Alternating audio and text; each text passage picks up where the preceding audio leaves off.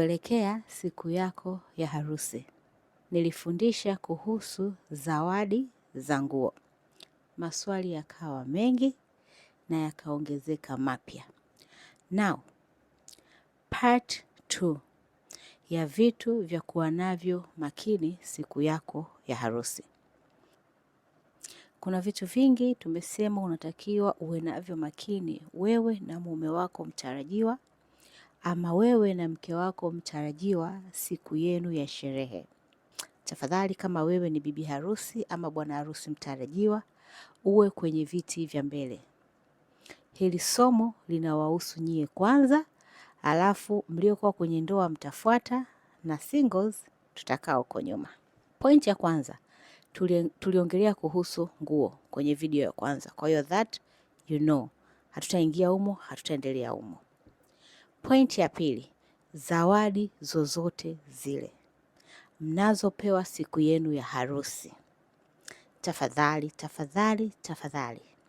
Ninaongeza tena na tafadhali nyingine. Usifungue wewe mke, wala usifungue wewe mume. Kusanyeni zawadi zenu, kama zitakuwa nyumbani, kama zitakuwa hotelini, kama zitakuwa mahali popote mnapopaamini.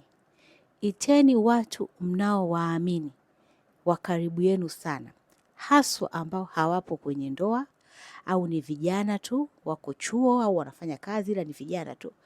Ita hao wafungue hizo zawadi. Narudia tena, zawadi zozote zile mtakazopewa siku yenu ya harusi, msifungue nyie wenyewe moja kwa moja. Tafuteni wadogo zenu, ndugu zenu mnaowaamini, unaona kabisa huyu ninamwamini. Waiteni, kama ni hotelini, kama ni sehemu yote nje ya nyumbani kwenu unapoenda kuishi wewe na mke wako ama wewe na mume wako. Zifunguliwe hizo zawadi huko, zikaguliwe, alafu mzichukue mwende nazo nyumbani. Tawapa tena mfano. Kuna watu ambao waliingia kwenye ndoa, na katika kufungua zawadi zao za ndoa, kuna moja ya zawadi waliofungua. Yule dada katika kufungua tu lile boksi, ghafla akaanza kuumwa vichomi. Vichomi na yeye na vichomi. Vichomi na yeye na vichomi. Ninapokuambia sasa, huu ni mwaka wa 10 hawajawahi kupata mtoto. Now, sisemi wewe kukosa mtoto ni kwa sababu umefungua zawadi. Ila nataka mtu yoyote ambaye ameshawahi kusikia story yoyote ya kuhusiana na issue za zawadi kumdhuru bibi harusi ama bwana harusi, anaweza na yeye comment kwa namna yake hapa kwenye hii video mkaelewa zaidi. Ndio maana wanashauri zawadi zozote zile ulizopewa siku yako ya kitchen party, zawadi zozote zile ulizopewa siku yako ya send off, usizifungue wewe mwenyewe binafsi moja kwa moja. Acha watu wengine wazifungue, zitengwe, ziwekwe wazi, zionekane. Pili, katika vitu vya kuangalia na ni vya hatari sana siku yako ya harusi, ni ma-ex wa mume ama mke wako ambao wao kwa namna moja ama nyingine watakuja kwenye harusi yako. Yes. Na ninajua kuna watu mna experience hichi kitu kimeshawahi kutokea kwenye maisha yako, ama unamjua mtu ambaye kimeshawahi kumtokea, nalo unaweza ukaliandika hapo chini. Unaoa mwanamke mwingine, unaolewa na mwanaume mwingine. Kuna ulazima gani mwanaume wako wa zamani aje kwenye harusi yako? Kuna ulazima gani mwanamke uliokuwa naye huko nje ambaye hukumuoa yeye aje kwenye harusi yako? Kwa sababu let me tell you guys, ndoa is a very dangerous game. Na kila anayoingia kwenye ndoa sio kwamba alikuwa single huko nje, kwamba ndo kampata huyu mwanamke wameanza mahusiano akaingia kwenye ndoa. Hapana. Kuna wanaume wengine, kuna ndoa zingine tunazijua kabisa, mwanaume ana mwanamke wake huko nje, lakini kwa sababu familia yake haitaki yeye aoe huyo mwanamke, anaoa yule aina ya mwanamke ambayo familia yake inataka yeye aoe. Lakini huku pembeni anaendelea na mahusiano na yule mwanamke vile vile bila kuachana. Kwa hiyo anaongea na yule mwanamke kwamba wewe bado nitaendelea kuwa na wewe, wewe ndio moyo wangu unakupenda hivi na hivi, lakini kwa sababu ya familia yangu imebidi nimuoe huyu mwanamke. Namuoa tu kwa muda, baadaye tutaachana hivi na vile. Kwa yule mwanamke anakuja kwenye harusi, mume wako mwenyewe anampa kadi ya mwaliko na anakuja kwenye harusi yenu. Unadhani yeye atakapokuwa amekuja pale atakuwa na kufurahia wewe? Unadhani atakutakia mema?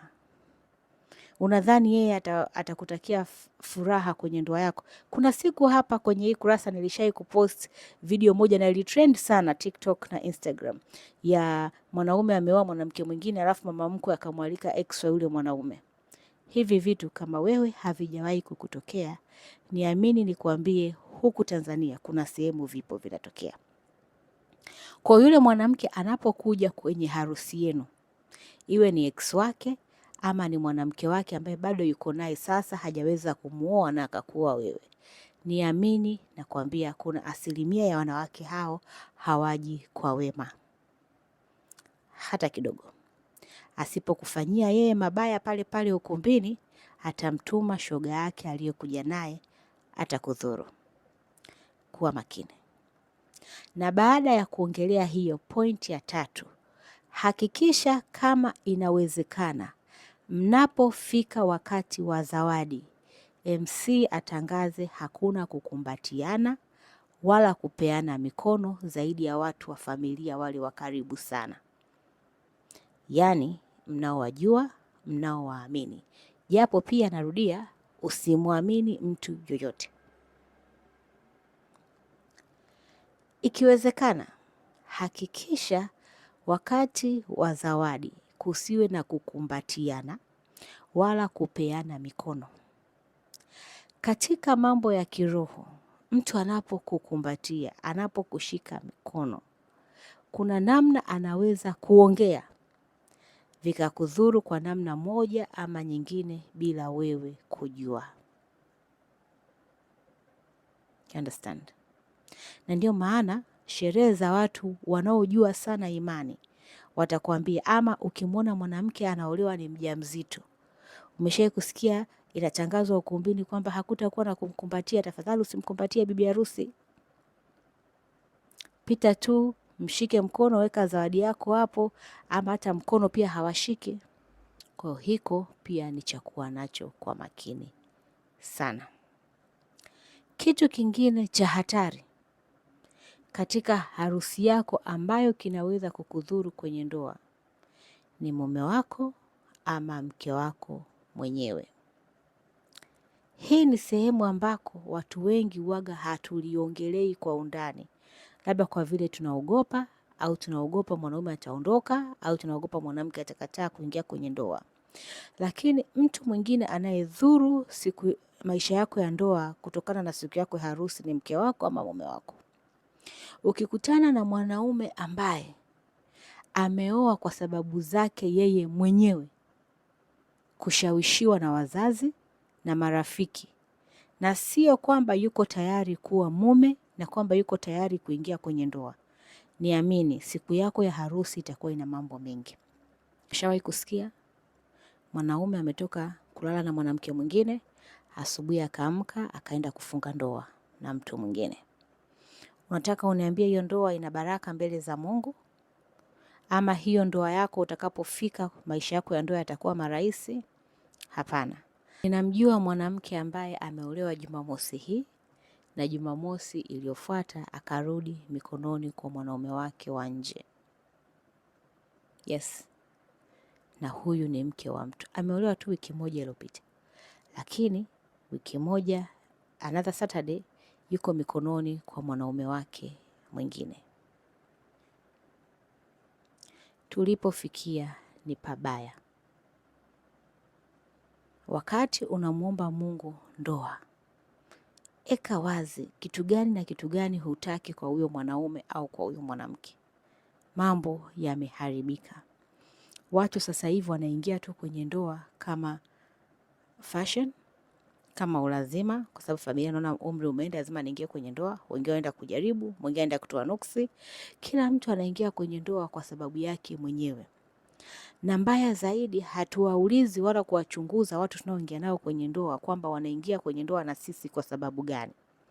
Mara nyingi kila mtu anakuwa na malengo yake. Mmoja kwenye ndoa unamkuta yuko tayari kabisa kwenda kuwa mke, kuitumikia na kuipenda ndoa yake. Lakini kuna mwingine anakuwa yeye hayuko serious kuingia kwenye hiyo ndoa. Yeye anaingia tu kwa sababu ni jukumu lake, au kakuona wewe unafaa, ama unafaa kumsaidia hili na lile, kwa anakuona wewe ndio mtu wa kuoa. Tumeelewana? Na vile vile upande wa wanaume, kuna mwanaume mwingine anaingia kwenye ndoa yuko tayari kuwa mume na kusimama kwenye majukumu yake kama mume, lakini anakutana na mwanamke ambaye yeye anaenda tu kutoa nuksi, kwamba na mimi kwetu wanione kwamba nilishai kuolewa, hata kama ndoa isipodumu bwana potelea pote. Na watu siku hizi hawaogopi kutoka kwenye ndoa, wanavumilia, na akiona amevumilia ya kutosha anaondoka. Na wengine hata hawavumilii. Kuna wengine hawana mabavu ya kuvumilia ama hawaoni sababu ya kuvumilia. Tumeshai kuona hapa Insta, kuna mtu aliandika kwamba ndoa yake ndo kwanza ina mwezi mmoja, lakini ameshakata tamaa, anataka kuondoka kwenye hiyo ndoa. Watu akamshauri sana. Nadhani mnakumbuka. Anyway, nadhani mtakuwa mmeelewa. Now, anyway, katika siku yako ya harusi, tumesema hakikisha hakuna kushikwa mkono wala kukumbatiwa. Okay? Another point. Moja ya sehemu hatari sana na usipokuwa nayo makini sana, la kuingia ukumbini. Sijui kama umeshawahi kufundishwa hili ama najua umeshawahi kuona. Haswa kwenye harusi za Kichaga. Kwa wale ambao ni Wachaga halisi ama harusi za Kichaga, sisi Wachaga, kabla hujaingia ukumbini, ukiwa umeolewa na Mchaga, kabla hujaingia ukumbini pale, kuna mila inafanyika pale ya kiheshima na kukabidhiwa nafasi yako kama mume, kwamba umeshakuwa sasa wewe ni mume hivi na vile. Kuna mambo yanafanyikaga pale kwenye lango la kuingia ukumbini. Mnamalizia, unapewa kata, unaria mbege yako, unampa na mke wako naye anaria, ndio mnaendelea na mambo mengine. Nadhani nimeshaona hizi kwenye harusi za Kichaga. Unadhani kwa nini inafanyika hivyo? Na kwa nini kafanyike pale kwenye lango la ukumbi? Kwa sababu lango la ukumbi ni lango lako la kwanza kama mume na mke. Kanisani yanafanyika mambo ya agano ya kiroho. Ukumbini ni nyumbani kwako, ni mfano wa nyumbani kwako. Kwa vile hatuwezi kufanya sherehe nyumbani kwako, ndio maana tunafanyia sherehe ukumbini. Kwa hiyo ukumbi ni mfano wa nyumbani kwako. Na ndio maana mila nyingi za Kichaga fanyika pale mlangoni. Wazazi wanakufanyia wewe kijana wao, wakikukabidhi wewe nyumba yako, maisha yako kama mume, maisha yako kama baba, na jukumu lako la kwenda kusimama kwenye nyumba yako kama mume. Ndio maana kile kitendo kinafanyika pale mlangoni nje. Mkimaliza ndio mnaingia ukumbini. Sasa lile lango lile, ukikutana na watu wa rohoni wanaojua kulichezea vizuri ama vibaya, litakudhuru wewe na mke wako. Kuna mtu ataenda pale, atafanya mambo yake, atazungumza mambo yake yeye anayoyajua kuhusiana na ndoa yako na mke wako. Na nyie kwa sababu hamkujua siri hii, hamjui hivi vitu, unaingia bila kuomba, unavuka yale maneno yaliyotamkwa pale. Kwa hiyo yanaweza yakakudhuru. Ndio maana tunaambiwa ni lazima sana tuwe waombaji. Na kuna vitu vingi sisi tunakuja kuvijua baada ya kudhurika kwenye ndoa, baada ya kupita kwenye ndoa. Yaani kuna vitu unaviona vinakuwa vigumu kwa sababu hatukuwa na maarifa, tukaishia kuangamizwa. Na watu wengine bado hawana maarifa, wanaishia kuangamizwa. Ndio maana Biblia inasema msiache elimu. Yaani tuishikilie elimu, kwa sababu elimu isikujifunza everyday. Maarifa ni ya kuyatafuta kila siku. Tunapokuwa na elimu, tunapokuwa na maarifa, ndio yanayotusaidia kuishi maisha yetu ya kila siku. Yaani kila siku ni kujifunza. Now, another point. Hii ni point ambayo inaweza ikaniletea shida, lakini naomba Mungu anirehemu. Sitaki kutaja majina, wala sisemi kila mmoja yuko hivyo. Naomba tuelewane tafadhali. Sio kila mmoja yuko hivyo. Anataka uwe makini sana na kunawa mikono ukumbini. Sehemu nyingine inayodhuru wanandoa na watu wanaokuja ukumbini ni katika kunawa mikono. Utajiongeza wewe mwenyewe, sitaki kuwekea watu maneno, sitaki nini, ila I'm just eye opening you. Wewe utajiongeza. Okay? Mtu akaniuliza, mwalimu, kuhusu vyombo, je, kuna hatari yoyote kwenye vyombo? Vyombo unavyopewa wewe vinaenda kulisha ama kutumika na watu tofauti tofauti. Kwa ni mara chache sana ukakuta wewe wanakufanyia mambo ya ajabu kupitia vyombo vyako. Katika zawadi zako, vitu ambavyo pia unatakiwa uwe nacho makini ni nyie mabibi harusi mnaopewa vitanda kwenye kitchen party. Bibi harusi mnaopewa vitanda, kwa sababu kile kitanda unaenda kulalia wewe na mume wako. Kinapokuja pale ukumbini, mara nyingi tumeona bibi harusi anaambiwa kaa hapo kitandani, mara shangazi naye anakaa, mara sijui nani naye anakaa, mara nini, mara watu wanalala kile kitandani, wanaonyesha kinachotakiwa kufanyika kwenye kile kitanda, kitanda. That is dangerous game. Hatari sana. Na ndio maana hata kitanda, kama nilivyowaambia kuhusu nguo, unaweza ukashika nguo za mtu ukaziombea. Hata kitandani unaweza ukagusa pale mahali mtu anapolala ukamwombea na maombi yako yakafanya kazi. Pia kitanda mnavyopewa kwenye kitchen party, kweni navyo makini sana. Nadhani ifike sehemu sisi kama ma-MC na kama watu ambao tunaenda kufundisha kwenye kitchen party ama kwenye harusi ama kwenye send off, tufundishe vitu vya ndani zaidi vya rohoni. Watu wavifanyie kazi, kwa sababu wataangamia zaidi na kuangamizwa zaidi kama tulivyoangamizwa sisi kwa kujua ama kwa kutokujua tuliotangulia. Naelewa? Ifike sehemu tuwe tu wa kweli. Yaani tusiwe tu tunaenda kwenye kitchen party ama kwenye send off ama kwenye harusi tunakula na kunywa na kucheza mziki alafu tunaondoka. Haswa kitchen party, kwa sababu kitchen party ndio sehemu ambako wanawake waga wanaongea sana. Ndio sehemu ambako bibi harusi una masikio ya kusikia na bado una muda wa siku kadhaa kufanya kazi kwenye maombi kabla wewe na mume wako hamjaingia kwenye ndoa. Ndio maana mimi waga nazipenda sana kitchen party. Na ndio maana waga tunafundisha sana kwenye kitchen party. Kwa sababu tunajua ya kwamba pale ndio sehemu ambako mama yako atasikia, wewe utasikia, na watu wengine watasikia kuweza kulifanyia kazi kwenye maisha yao baadaye. Tofauti na send off na harusi. Mara nyingi huko watu wengine wanaanzaga hata shughuli wameshalewa. Tunaingia kwenye harusi, unamwona bwana harusi kaingia ukumbini tayari kashalewa. Utamwambia vitu kama hivi ataelewa? Haiwezekani. Usipolisikia hapa Insta, unaweza ukanichukua mimi kwenye kitchen party yako, labda ukalisikia huko. Unaweza ukamchukua MC mwingine kwenye kitchen party yako, naye kama ana neema ya kufundisha atafundisha huko, utasikia. Kwenye kitchen party ni sehemu ambako hamtakiwi kuchezea kabisa. Hiyo ndio sehemu ya kujifunza sana. Na mbaya zaidi siku hizi shetani naye ameshajua kwamba pale ndo wanawake huwa wanafundishana. Kwa hiyo siku hizi anataka kuua hiyo. Watu wengi siku hizi hawafanyi kitchen party. Wanafanya tu vitu tu vya kucheza mziki, kula nini na kuondoka. Lakini yale mafundisho wanaotakiwa kufanya watu wengi siku hizi hawayafanyi tena. Kwa sababu shetani ameshajua pale kuna watu wanakuja kuwafundisha. Hata kwenye Biblia imesema wanawake wazee wawafundishe vijana namna ya kuenenda. Wanawake wazee sio tu waliozeeka katika umri, bali waliopitia experience hiyo ambayo huyo mwanamke kijana anaenda kupitia. Tell them the truth. Wakati wa kuambia nenda kamvumilia mume sijui afungue mlango akirudi saa 9 umeshapitwa na wakati. Wakati wa kumwambia mwanamke pika chakula mwenyewe kwa mikono yako hivyo ni vitu anavijua tokea nyumbani kwa mama yake.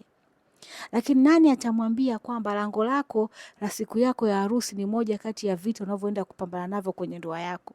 Nani? Wazazi wetu wanaogopa kutufungulia mambo mazito kwa sababu anaona atakukatisha tamaa kama mtoto wake. Na ndio maana tunahitaga watu wa kufundisha. Ndio maana hakikisha umefanyiwa kitchen party, umepata mtu wa kukufundisha. Mimi huwa na mabibi harusi wangu wengine wengi tu ambao hawafanyi kitchen party. Anakwambia mimi sifanyi kitchen party, lakini nakuja uniambie mambo mawili matatu uniambie. Kwa sababu niamini mimi nakwambia, tulishadhurika sana na kuna watu hapo kwenye ndoa za mateso sana sasa hivi. Kwa sababu kuna sehemu hatukufundishwa, wala hatukuelekezwa, wala hatukujua. Na wao waliokuwa kwenye ndoa sasa hivi, ama waliotoka kwenye ndoa wakikuhadisia, utajua kabisa ni kweli hii ndo sehemu mimi ninayopitia. Hakikisha unapoolewa, hivi vitu nilivyokuambia uwe navyo makini sana. Hakikisha unapoingia kwenye ndoa, hivyo vitu nilivyokuambia uwe navyo makini sana. Lakini pia kama unaweza kufanya kitchen party, tafuteni wanawake wa rohoni wawafundishe hivi vitu. Tafuteni wanawake ambao mnawaamini wawafundishe hivi vitu, uvijue. Siku ya kitchen party yako mpaka siku yako ya harusi, bado una siku kadhaa hapo za kufunga na kuomba. Unaweza ukafunga hata 2 kavu, 3 kavu ya kufunga na kupeleka maombi yako mbele za Mungu na kumwambia Mungu nini afanye, na kumwambia Mungu nini afanye juu ya ndoa yako.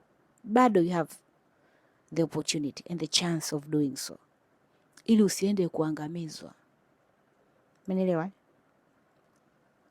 Nadhani kwa hapo somo litakuwa limefika mwisho kwa leo.